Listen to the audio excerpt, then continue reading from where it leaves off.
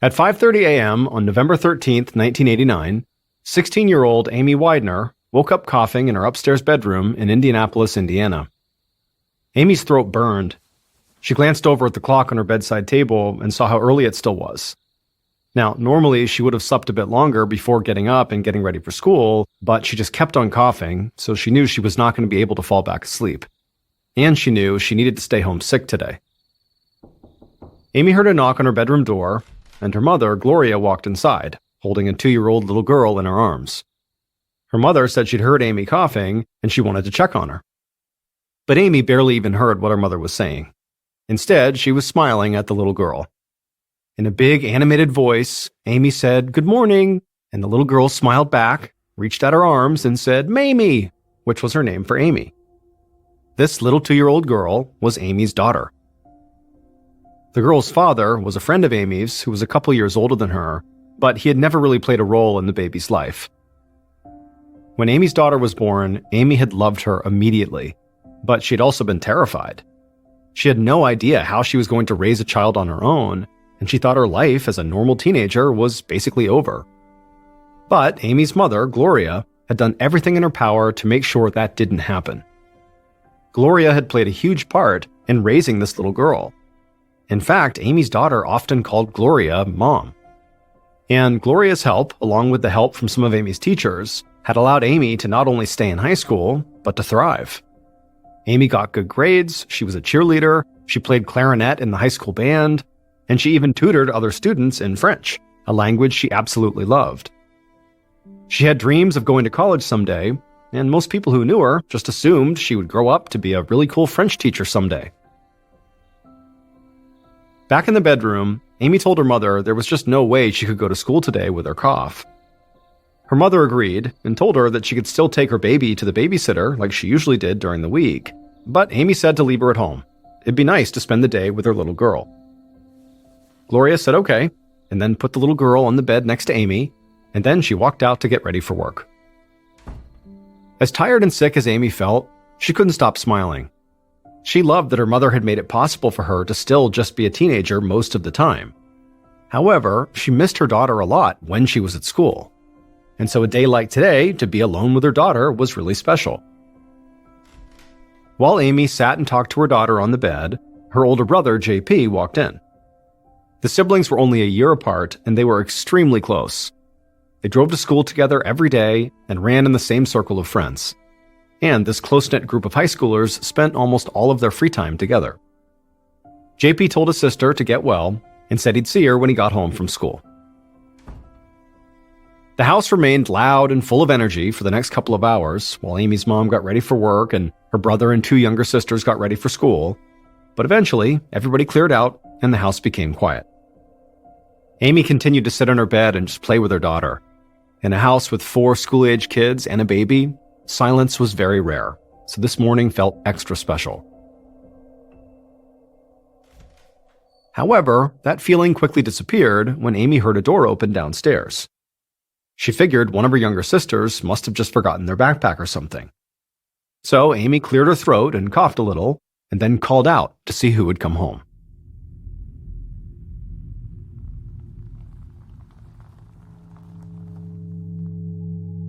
A little before noon, a few hours after Amy and the baby had been left alone, Amy's mother, Gloria, pulled her car up to the front of the house.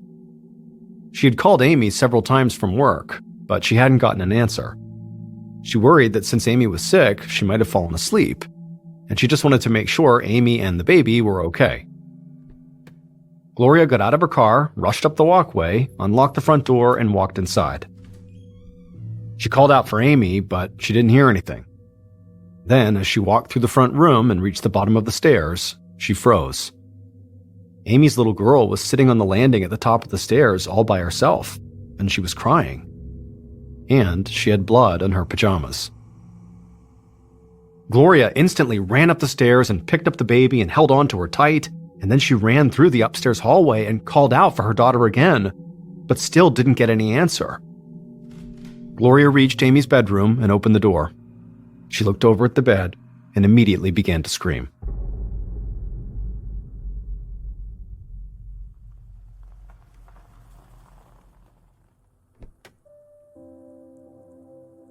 That afternoon, not long after Gloria had gotten home, Detective Norman Matthews of the Indianapolis Police Department parked in front of Amy's house and stepped outside. Police had already taped off the property, and Detective Matthews saw forensics officers scouring the front yard for evidence. Matthews also saw a woman standing with several uniformed police officers.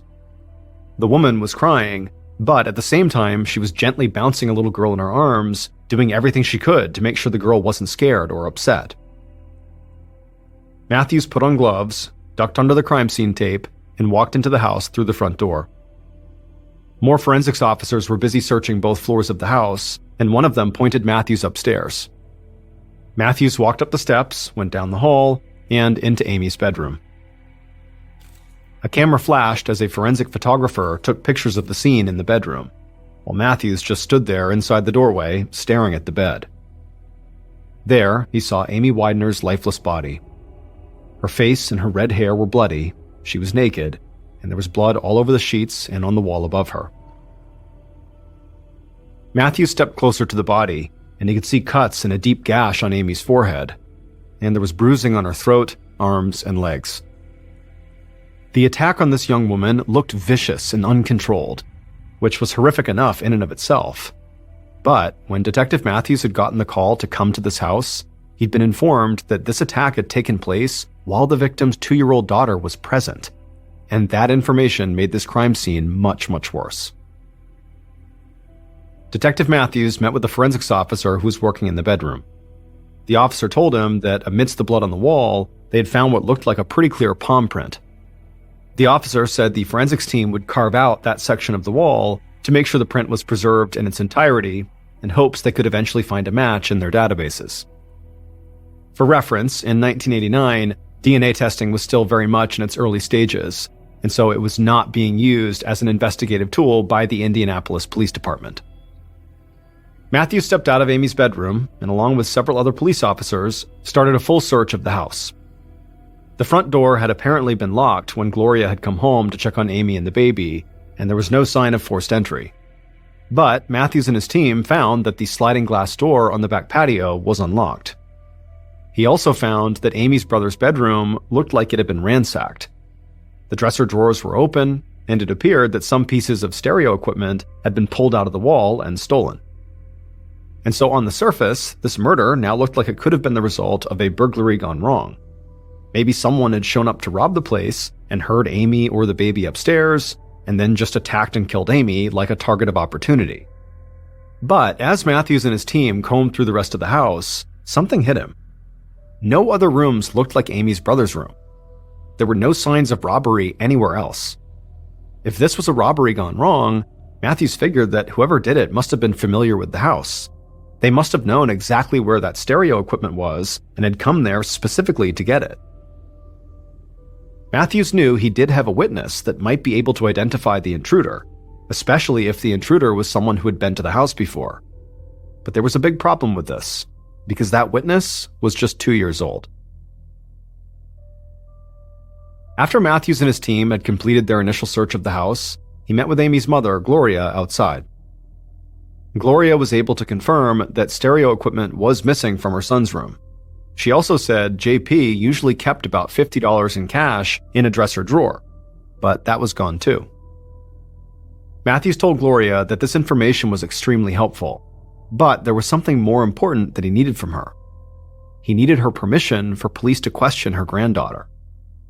The idea of putting her granddaughter through any more stress after what that little girl had been through that day made Gloria feel very uneasy. But her daughter had just been brutally murdered, and so she needed the killer to be found and brought to justice. So she agreed to Matthew's request.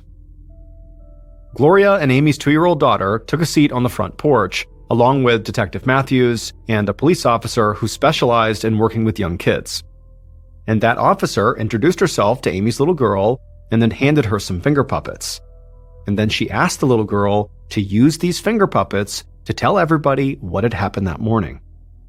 And then that officer and the others watched and listened as the little girl used the finger puppets to act out a scene. She made it look like 2 of the puppets were fighting for a little while, and then she said later on, Mamie was laying on the bed. The little girl had said she had tried to lift Mamie up, but then said Mamie was just too heavy. When Gloria heard her granddaughter say this, she just broke down, and Matthews and the other officer tried not to show how much this affected them. The fact that this little girl had clearly seen her mother get murdered was not something they could just shake off. Eventually, the officer who specialized in working with young kids asked the little girl one more question. Did she know the person who had come into Mamie's room? But all the little girl could remember was that the person was Strong. Detective Matthews told the little girl what a great job she'd done, and then he asked Gloria if he could speak to her alone for a minute. Gloria told her granddaughter to stay with the police officer and she'd be right back. Then she followed Matthews off the porch. Matthews told her that the fact her son's room was the only room that had been robbed led him to believe that the killer was very likely another young person who her kids knew. And very likely they knew in advance that the stereo equipment and the $50 would be in JP's room. So Matthews asked Gloria to come up with a list of names of people who were closest to Amy and JP.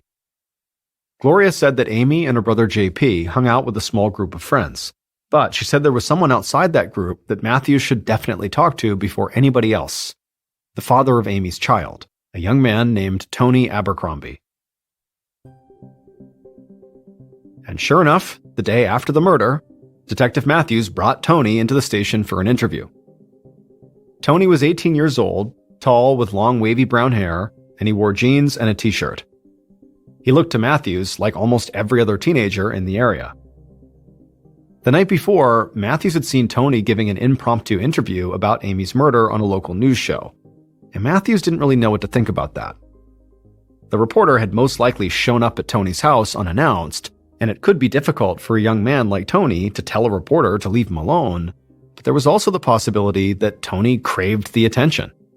There were plenty of homicide cases throughout history where the killer went out of their way to get their name in the news. However, Matthews was not ready to jump to any conclusions like that.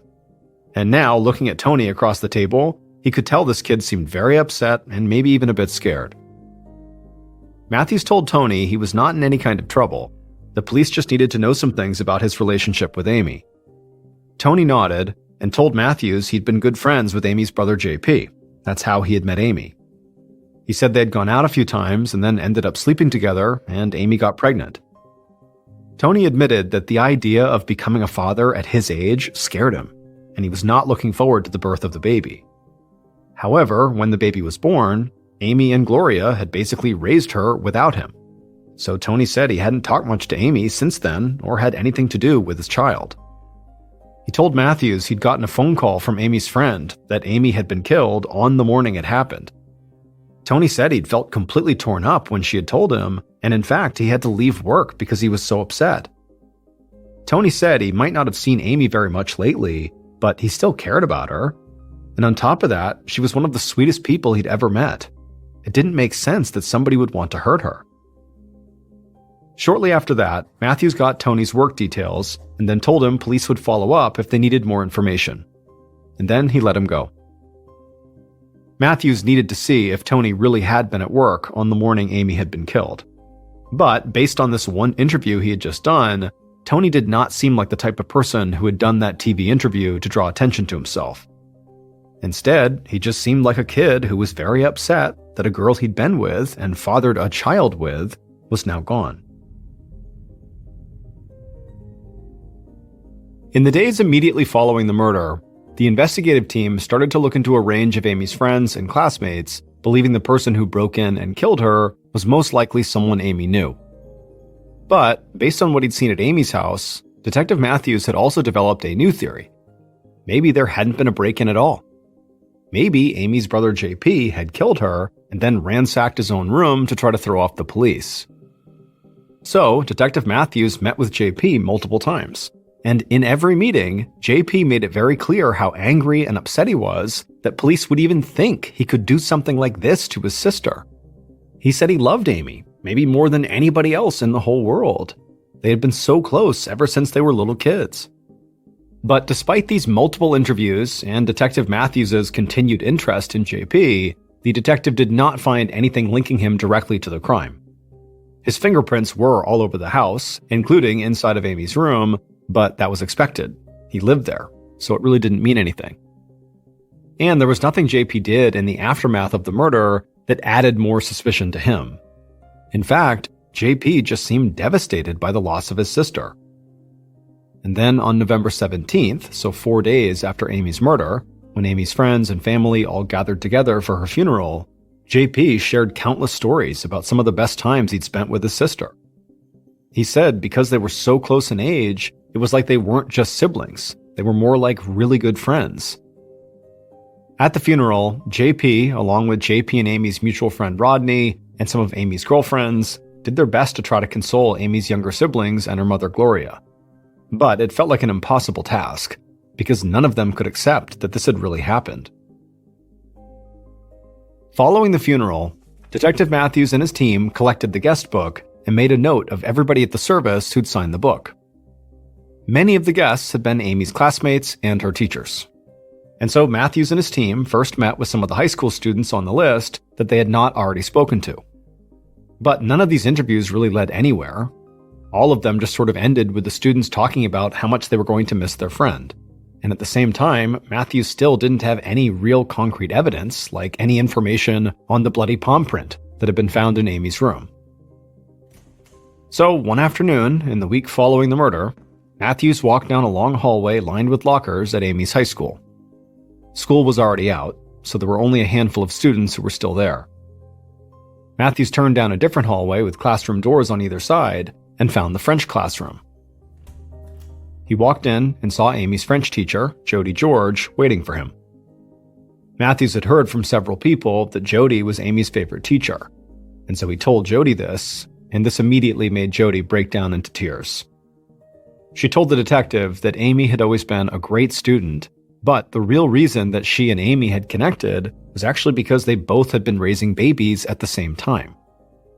Jody's child was born not too long after Amy's daughter had been born, and so Amy and the teacher shared parenting tips with each other and bonded over being new mothers. Matthew's hope was that in meeting with Jody, that perhaps she could point him towards other students who were maybe Amy's friends, but who didn't attend the funeral. Detective Matthews ended up getting a list of students that Amy had tutored in French, and he asked Jody if any of these kids might have had a problem with Amy. But Jody said no, not that she knew of. And then over the next several days, as Matthews went down this new list of students, it didn't really go anywhere. Because once again, all these students could say was just that they really liked Amy, and they couldn't believe she was gone.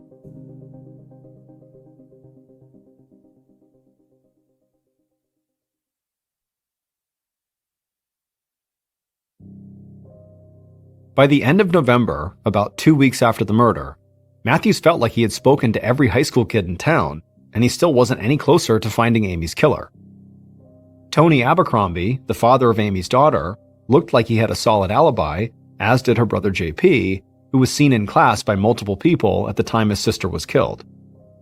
And when Matthews finally got the results on that bloody palm print that had been on the wall in Amy's room, it didn't match Tony or JP's prints. It also did not match any of Amy's friends that police had interviewed, or any prints in any criminal database. So Matthews felt like he basically had nothing, and now he wondered if he'd just been plain wrong the whole time. Maybe Amy didn't know her killer, and it was just some random stranger that had broken into the house and killed her. And if that was the case, it meant the suspect pool could basically include almost anyone. Matthews and his team continued to follow any potential leads, and they returned to the crime scene to see if there was anything they might have missed. But as 1990 began and several more months passed, it became clear the police had no real suspects. Amy's family still got together with Amy's friends and that French teacher Jody to share stories and keep Amy's memory alive, but most of them came to believe that her murder would never be solved. And as even more time went by with no new leads, some members of the investigative team started to feel the same way. And eventually, Detective Matthews and the rest of the investigative team had to focus on new cases. And so Amy's murder case went cold, and it would stay that way for a long, long time.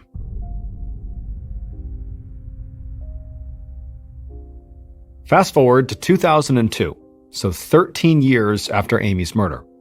Detective Roger Spurgeon, the lead cold case detective at the Indianapolis Police Department, got a call at his desk. And when he answered, he heard a man's voice, and this man sounded totally afraid. The man told the detective that the previous night he had had these horrible dreams about the murder of Amy Widener that had taken place back in 1989. The man said he worked at the school where Amy had gone, so he had known her, but not very well. But now he was having these visceral dreams about her death, and so he felt like he just needed to pass on what he was seeing in these dreams because he believed maybe it could help police solve the murder, which in turn could make these terrible dreams go away. Detective Spurgeon just sat at his desk, stunned by what he was hearing. Getting bizarre phone calls about old homicide cases was not totally unheard of. Usually they didn't lead to anything. But this man sounded genuinely upset. And so, operating on a hunch, Spurgeon took down notes on these dreams the caller was having. And after the call was over, Spurgeon pulled Amy's case file. The caller's supposed dreams did give a lot of details about Amy's murder. But for the most part, these details had all been covered in the press at the time of Amy's death, or in the years following. Spurgeon figured this caller was not the most dependable source, but he couldn't just let this go. After all, this man could have details about the murder, not because he was dreaming it, but because he was involved. And so the detective dug into this man's background, and he discovered that he did in fact work at Amy's high school, like he had said. So Spurgeon went to the school and met with several teachers and administrators who knew the caller, and many of them had actually worked at the school when Amy was killed as well. Now, during these initial few conversations, nothing really stood out to Spurgeon, but then the school's guidance counselor told Spurgeon something that was really strange. They told him that they knew who the man was who claimed to have these dreams about Amy, and they said this man could not have killed her, because on the morning of Amy's murder, that man, the caller, had been working at the school. And the guidance counselor said on the day of the murder, this person, this man, kind of out of nowhere, had this violent episode where he just started screaming and kicking things.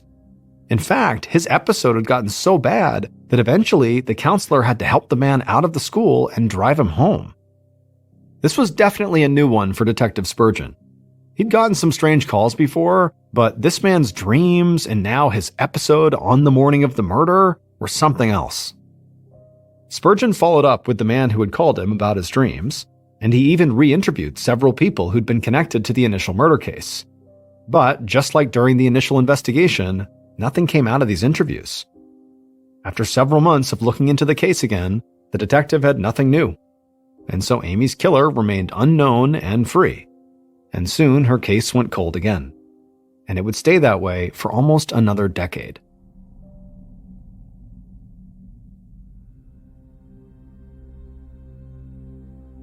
On a morning in 2011, so 22 years after Amy's murder, Sergeant Bill Carter, a nuisance and abatement officer with the Indianapolis police, sat in a small office scrolling through Facebook. A nuisance and abatement officer is a cop who works directly with the fire inspector to check on venues like restaurants and clubs that might be breaking fire code. And so Sergeant Carter spent a lot of his time looking at Facebook to see if any events or big parties were being talked about that would potentially violate fire code laws. Just then, Carter heard a knock on his door. He said to come on in, and he looked up to see a homicide detective standing there. This was definitely weird, because Carter had very little interaction with the homicide department. The homicide detective said he was heading up cold cases now, and recently he'd found a Facebook page dedicated to the victim of one of the coldest cases they had, the Amy Widener murder from 1989. Carter said he knew about the case. It had been in the news off and on over the years since it happened, and he'd also grown up in the same part of town as Amy. But none of this explained why a homicide detective would be coming to see him about this case. The homicide detective said he wanted to print off everything from this Facebook page dedicated to Amy to add it to the case files, and to cross-check some of the people on the page with people mentioned in the original investigation. The problem was that he and the other homicide detectives didn't know how to print things off of Facebook, so he was hoping Carter could help them. Carter stifled a laugh and said he'd take care of it. The homicide detective walked off, and then Carter quickly found the Facebook page called Remembering Amy Widener. Even though Carter was familiar with the case, seeing photos of Amy as a happy teenager really hit him. And as he read through the comments on the page, He saw how many people were still deeply affected by this murder. It just seemed so wrong that her friends and family had gone this long without any kind of closure. And so Carter printed out everything from the Facebook page for the homicide detective, but before he did, he sort of read through it all. And as he did, he started to feel like he really needed to do something to help. Over the next several weeks, in his free time, Sergeant Carter started to look through the old case files for Amy's murder.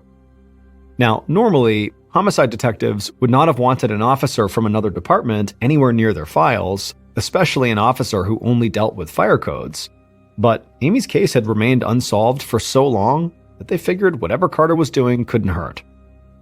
Sergeant Carter regularly checked the Facebook page dedicated to Amy, made notes on the pages he'd printed, and tried to see if he could connect anything to something in the original case files.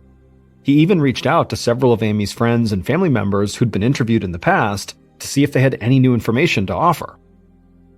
For months, Carter's efforts weren't much different from the detectives who'd worked the case in the past. No new leads, no new evidence. Carter stuck with it, continuing to work Amy's case whenever he had the time. And on a day in June of 2012, now closing in on 23 years after Amy's murder, Sergeant Carter caught something in the case files that seemed to have gone overlooked for decades. At first, Carter thought he had to be wrong.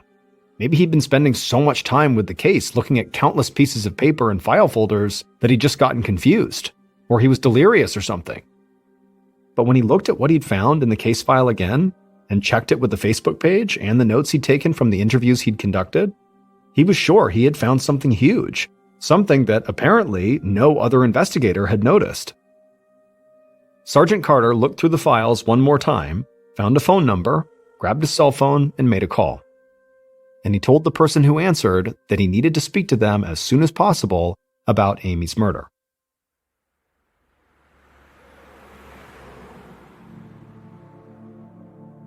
On June 27th, Carter headed over to this person's house to meet them. But when he got there, the person was gone and nobody seemed to know where they went. Soon, Carter found this person had emptied all their bank accounts, quit their job, and just disappeared without a word to anybody. Sergeant Carter couldn't believe it. For the first time in over 20 years, Indianapolis police thought they might be getting closer to solving Amy's murder. But now the person they needed to talk to had fled. And for all Carter knew, this fugitive could be halfway around the world already. A little over a week later, in early July, Carter was at the station with other officers from several departments.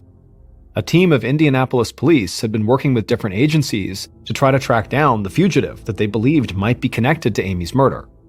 And now they were waiting to hear something, anything, that might help with their investigation. And luckily for Carter, it didn't take long for him to get what he wanted. And that day, a very excited officer approached Carter and the others. And he said, using credit card data, investigators had discovered that the fugitive had rented a car in town. And using that rented car's OnStar security service, they now knew exactly where that car was parked. Carter asked where it was, half expecting it to be on the other side of the country or somewhere across the border. But the officer said that was not the case at all. The rental car was at a house right here in Indianapolis. Minutes later, police cruisers roared down a residential street and pulled up to a house. Carter and the other officers got out of their cars and quickly approached the front door. Right there in the driveway was the fugitive's rental car. As Carter prepared to knock on the door, several other officers around them put their hands on their holsters, ready to draw their weapons. They didn't know if the fugitive was even inside, but they had to be prepared for anything. Once they were ready, Carter knocked on the door. Moments later, a man answered. Carter told the man who they were looking for, and as soon as he did, suddenly there was a scream coming from inside the house. Carter and several other officers bolted inside, and they found the fugitive standing there in the kitchen. And there was blood running down from the slash on their wrist, and they were holding a knife to their own throat, threatening to kill themselves if the cops came any closer. Carter and the other officers took a breath and tried to keep everybody calm. Several officers talked to the fugitive, urging them to put the knife down and to get medical help. And slowly, the tension in the room eased a bit, and the fugitive did drop the knife. At that point, officers rushed the fugitive, trying to stop the bleeding from their wrist, while making sure the fugitive couldn't hurt themselves or any of the officers or try to make a run for it. An ambulance soon arrived, and paramedics sped the fugitive to the hospital, with police following closely behind. And luckily, the fugitive got medical help just in time. And later that day, after Carter and other investigators got to meet with the fugitive in the hospital, they finally figured out, after more than 20 years, who had killed Amy Widener.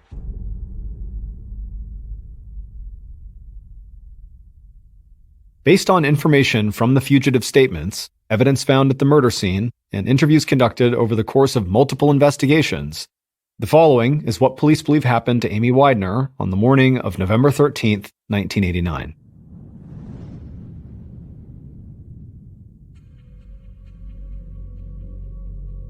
On that day, just after 7:30 a.m., the killer walked through the first floor of Amy's house. They moved slowly, and in their hand they gripped a metal pipe. The killer stopped at the bottom of the stairs and listened. They thought they heard someone coughing and maybe some laughter coming from the second floor. The killer walked up the stairs as slowly and quietly as they could, and then crept down a hallway towards Amy's bedroom where they heard the noises. Once they reached the door, they threw it open and they saw Amy sitting up in bed with her little girl. Amy screamed and put her baby down on the floor, then she climbed out of bed and leapt at the killer. Amy threw her fists at the killer and fought back as hard as she could as the little girl ran out of the bedroom. The killer wrapped their arms around Amy and shoved her back onto the bed. Amy kept fighting, but the killer raised the metal pipe and struck Amy on the arms and chest, stunning her. Then the killer took off Amy's clothes and sexually assaulted her. But through it all, Amy continued to fight back, constantly slashing at the killer until the killer was bloodied. But at some point, the killer managed to steady themselves against the wall. They raised their metal pipe again, and they slammed it directly into Amy's forehead. At that point, Amy stopped moving. The strike in her head had killed her. But the killer wanted to be sure she really was dead. So after that, they wrapped their hands around Amy's throat, and they strangled her until they knew she had stopped breathing. Then the killer got up and ran out of the room and down the hall, right past Amy's young daughter. Once the killer was back downstairs, they went into JP's room, threw open the dresser drawers, and grabbed the $50 out of one of them. After pocketing the money, they picked up some stereo equipment and then ran out of the house through the sliding door that led onto the back porch. As the killer ran away, they just hoped nobody had seen them and that maybe they would get away with the horrific act they had just committed against their best friend's sister.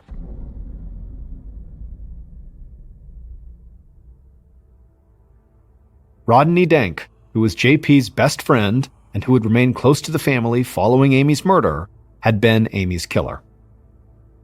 It turned out he was able to get away with his crime for over 20 years simply because of an oversight. Initially, the police had Rodney listed as one of Amy's close friends that they would need to interview. But for some reason, nobody ever spoke to him. Rodney did not get questioned in the initial investigation or in the secondary investigation when that man had called in to tell police about his dreams. This oversight was what Sergeant Carter, the nuisance and abatement officer, noticed when he started digging into Amy's case in his spare time. He saw Rodney's name listed in the guest book from Amy's funeral, and then he found Rodney mentioned in other notes from the investigation. But he didn't see any record of Rodney ever being interviewed. So Carter tracked Rodney down and set up a meeting with him. At the time, Carter did not have any idea if Rodney had a connection to the murder or if he could even offer any information. He just wanted to speak to Rodney because nobody ever had. But when Carter went to meet Rodney and realized he had fled, that immediately made Rodney the first major suspect the police had in the case in 2 decades. After police finally caught up to Rodney, they discovered that his palm print matched the bloody print found in Amy's room. And while Rodney was recovering in the hospital, he would confess to what he did to Amy. However, in his confession, he did not make it clear if he had gone to the house with that intent, or if he had simply gone there to rob his best friend JP, and then she had been a target of opportunity. It was also never clear if the man who had called the police in 2002 really experienced those dreams that supposedly showed Amy's murder. And police also don't know what caused that man's violent episode on the day Amy died. However, they do know that that particular man who called in about his dreams had absolutely no involvement in Amy's death. Ultimately, Rodney Dank was sentenced to 65 years in prison. Sergeant Carter was named Investigator of the Year by the Indianapolis Police Department based on his work on this case. As for Amy's daughter, she was raised by Amy's mother, Gloria. And when she reached high school, she actually had Jody George, Amy's favorite teacher, for French. And when she graduated, Jody would tell her, "I just remember so many things about your mother and how your mother felt about you. And I know your mother would be so proud of you right now."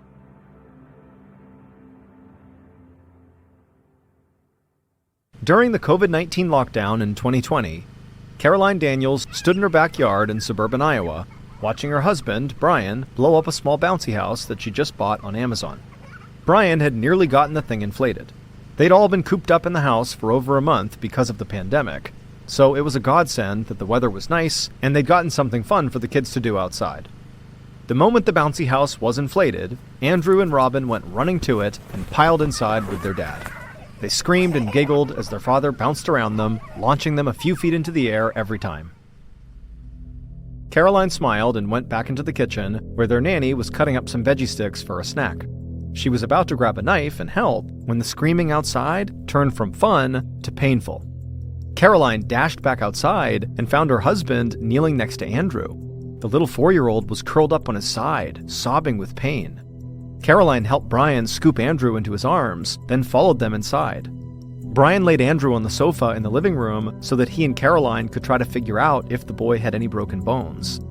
But after a minute of prodding, Caroline felt sure that nothing was seriously wrong. Besides, Brian assured her that Andrew hadn't landed hard or anything. He just bounced a little, then started screaming.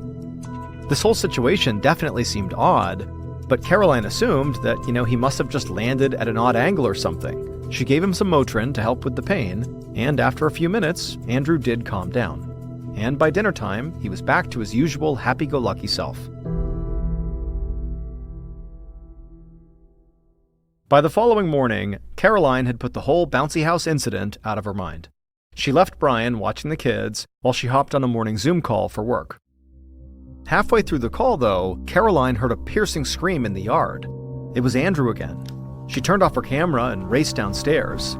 By the time she got to the backyard, the nanny was kneeling beside Andrew, who was once again in the fetal position and crying. Caroline asked if Andrew had fallen down, but the nanny said no. He was just standing there, and then he suddenly yelped and fell to the ground, and Andrew had been crying ever since. Caroline couldn't tell if Andrew was truly in pain or if he was just having a meltdown. She picked up her son and asked what was wrong, but it was clear he was in no mood to talk. He just cried. Caroline wasn't sure what to make of it. Andrew was not the kind of little boy to throw temper tantrums, but she also knew that every child gets overwhelmed sometimes.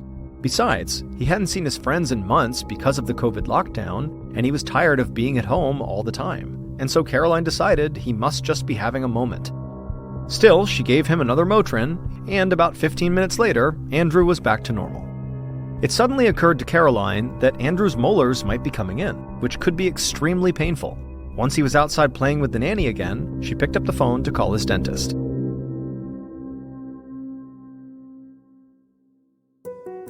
A few weeks later, an orthodontist named Dr. Tyson Graham sat down on a stool in his treatment room and turned to face little Andrew, who was sitting up in the examination chair. Andrew's mom was in the corner, looking anxious. Dr. Graham smiled at her, then explained to Andrew how he was going to try to help the little boy with the pain he'd been experiencing lately. Andrew's regular dentist had already taken x-rays of Andrew's mouth and found that Andrew had been grinding his teeth at night. Teeth grinding can cause difficulty breathing at night, and the dentist thought that might explain why Andrew had been so moody and exhausted recently. He wasn't sleeping well. So the dentist had referred Andrew to Dr. Graham, thinking that the orthodontist might find a way to prevent the boy's teeth grinding. But as Dr. Graham examined Andrew's mouth, he found a different issue. Andrew's palate, the roof of his mouth, was too narrow for his age. In Dr. Graham's opinion, that, not teeth grinding, was what was making it difficult for Andrew to breathe at night. He turned to Caroline and explained that if Andrew had a wider palate, he'd very likely feel better. They could put an expander in Andrew's mouth for a couple of months to push the palate out. Caroline looked nervous, but Dr. Tyson explained that the expander wasn't that different from getting braces, and it would definitely help Andrew breathe better. Caroline still looked unsure, but she agreed. Dr. Graham nodded and then went to get a few supplies to install the palate expander. A month later, Caroline squeezed into the bathroom with Andrew and Robin, squirting little dabs of bubblegum toothpaste onto their toothbrushes. Then all three of them brushed their teeth together, a little bedtime routine they'd fallen into recently. Mostly, this was so Caroline could make sure they actually did it, but it was also to make sure Andrew used the special mouthwash she had bought him to keep his palate expander nice and clean. Caroline was tired, and she could tell her kids were exhausted too. They'd spent all day outside, playing a socially distanced version of hide-and-seek they'd made up with the neighborhood kids. Caroline was glad to see Andrew back to his old self. It seemed like the palate expander had really worked. As the kids got into their pajamas, Andrew asked if his mother would measure them against the doorframe in their bedroom. Caroline smiled. She had been marking their heights there since they were old enough to stand. Robin chimed in that she wanted to be measured too. Caroline knew why there was suddenly all this interest in being measured. The neighborhood kids had been bragging about how tall they'd gotten, so of course her kids wanted to know too. Caroline told Robin to stand against the door jamb and carefully marked her height with a pencil. When Robin stepped away, it looked like she had grown a full inch since they'd last measured her. Caroline wrote the date on the jamb as Robin grinned. Then it was Andrew's turn, but after she measured him and Andrew stepped away, it looked like he had barely grown at all. Andrew frowned, looking at his sister's mark with a tinge of jealousy. Caroline assured him he would grow by next month, but she knew this was unusual for a 4-year-old kid. He should be growing like a weed, and so she decided she would make an appointment with a pediatrician in the morning, just to make sure nothing was wrong. But later that week, Caroline felt frustrated as she paced her kitchen, listening while Andrew's pediatrician explained over the phone that Andrew was not growing because of the pandemic. The stress of all the isolation and fear was negatively affecting Andrew's growth, and unfortunately, because they were still in the pandemic, there really wasn't much they could do. They should just wait it out for a few months. But as she hung up the phone, she felt certain that something was wrong with Andrew, and it had nothing to do with COVID-19.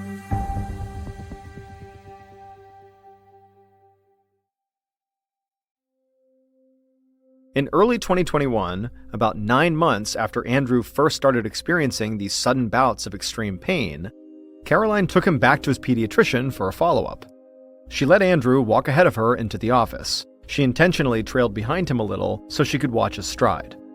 She saw he was dragging his left foot instead of picking it up and actually stepping with it. He'd been doing this whole past week. It was like his right foot was doing all the walking and his left foot was just along for the ride. At this point, it was another symptom to add to the list. Over the past few months, Andrew had been having headaches and meltdowns again. Besides that, he seemed exhausted all the time.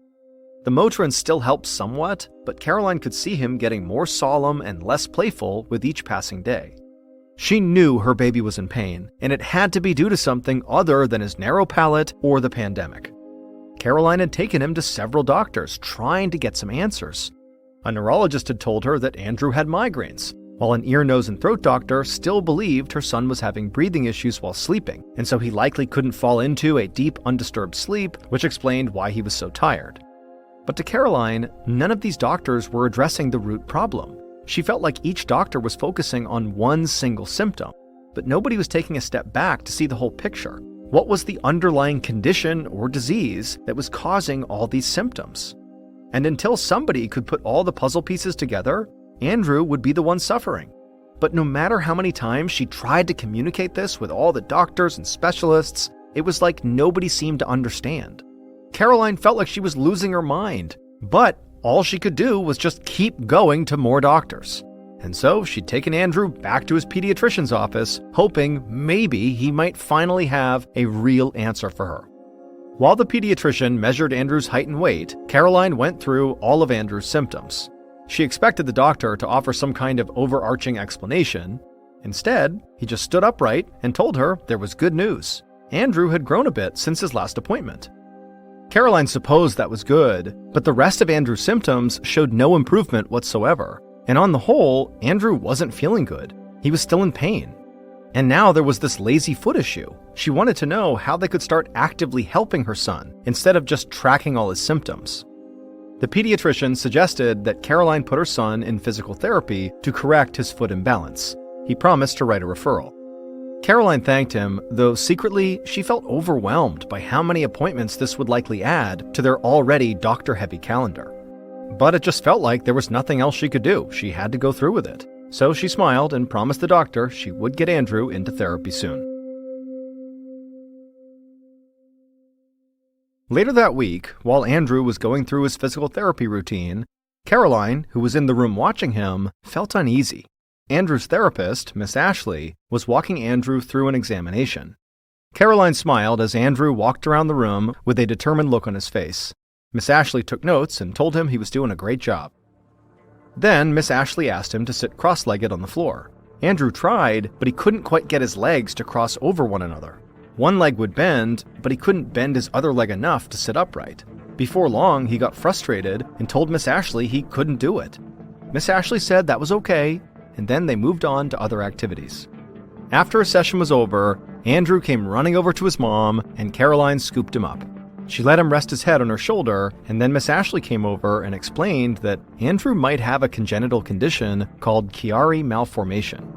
That's when a part of the brain, called the cerebellum, bulges through an opening at the back of the skull, right where the skull joins the spinal canal. The bulge puts pressure on the cerebellum and the spinal cord. It can cause severe headaches, scoliosis, and sleep apnea, which is when breathing becomes interrupted during sleep. If Andrew did have a Chiari malformation, he could need surgery. The thought sent a shiver through Caroline. She never thought that Andrew might need to be cut open. She hated picturing it, and she had no idea how she was going to explain it to him.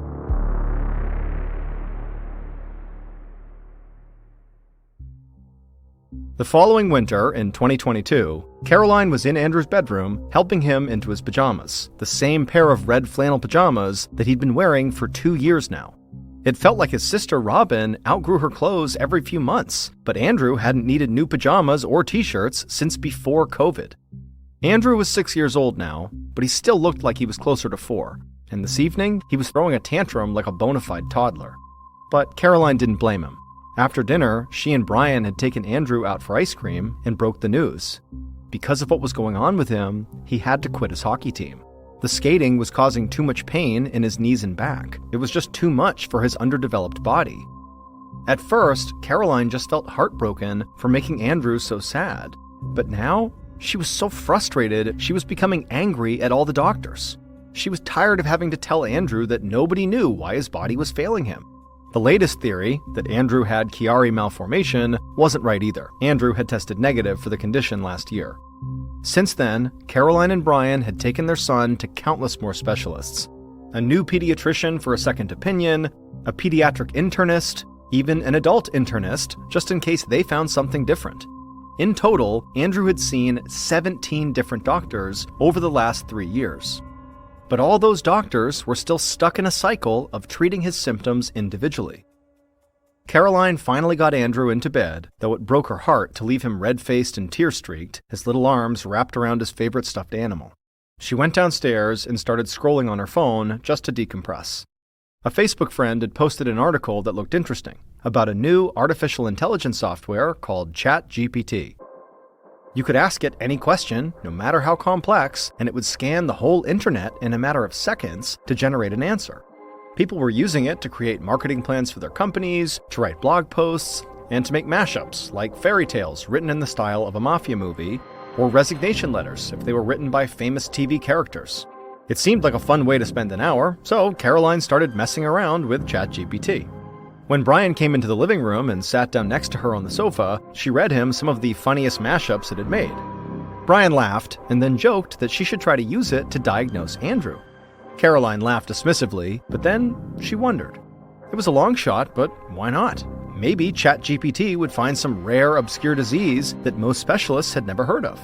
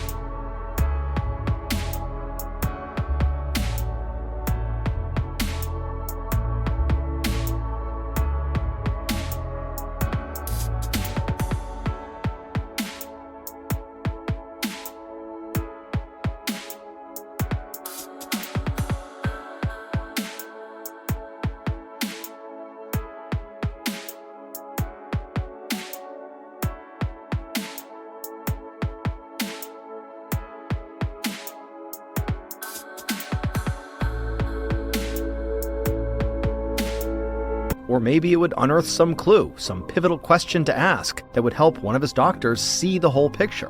The worst that could happen was nothing, really. So Caroline started typing all of Andrew's symptoms into ChatGPT.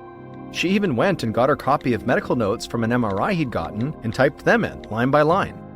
It was a tedious process, especially doing it on her phone, but eventually when she was done, she hit enter and waited.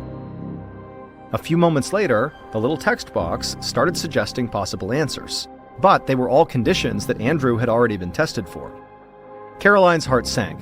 She felt stupid for thinking this brand new internet AI chat box could magically diagnose her child, but then she realized she actually had left out one of his symptoms, the fact that he could no longer sit cross-legged. She told ChatGPT to redo the search, including that symptom, and within moments, it suggested a condition that she'd never heard of, and none of Andrew's doctors had ever mentioned it either. But as she started reading the symptoms of this condition aloud, Brian sat up straight, his eyes going wide. He ran to get his laptop, and Caroline started researching on her phone. Eventually, she found a Facebook group for families living with and caring for those with this condition, and to her surprise, their stories were nearly identical to Andrew's. A week later, Caroline was bursting with anticipation as she sat next to Andrew in a brand new doctor's office. They were waiting to see Dr. Hannah Gordon, a pediatric neurosurgeon. Caroline had brought a packet of research with her and had it waiting on her lap for when the doctor came in. She hoped that by the end of the appointment, Dr. Gordon would be able to officially diagnose Andrew and that Caroline would finally know what was wrong with her son. When Dr. Gordon finally came into the exam room, Caroline introduced herself and explained that usually she was not one to surf the internet and self-diagnose, but she'd actually found some compelling evidence online, and then she handed over the research packet she'd compiled and she watched the doctor read over it. When Dr. Gordon laid eyes on Andrew's MRI scans, she smiled and told Caroline that she was fairly certain she did know how to help Andrew.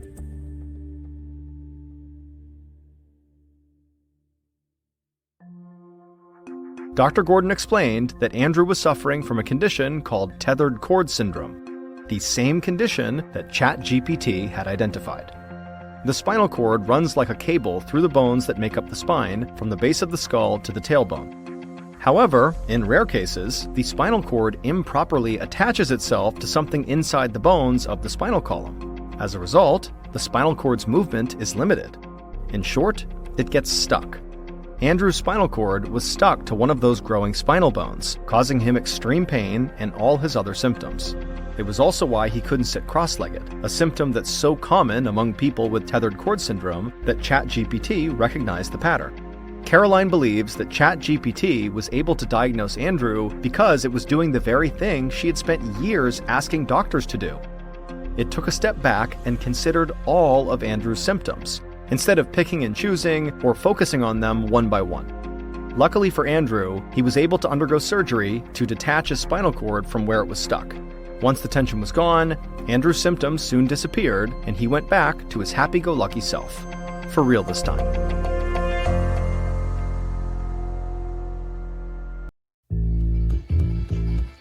From Ballen Studios and Wondery, this is Mr. Ballen's Medical Mysteries, hosted by me, Mr. Ballen.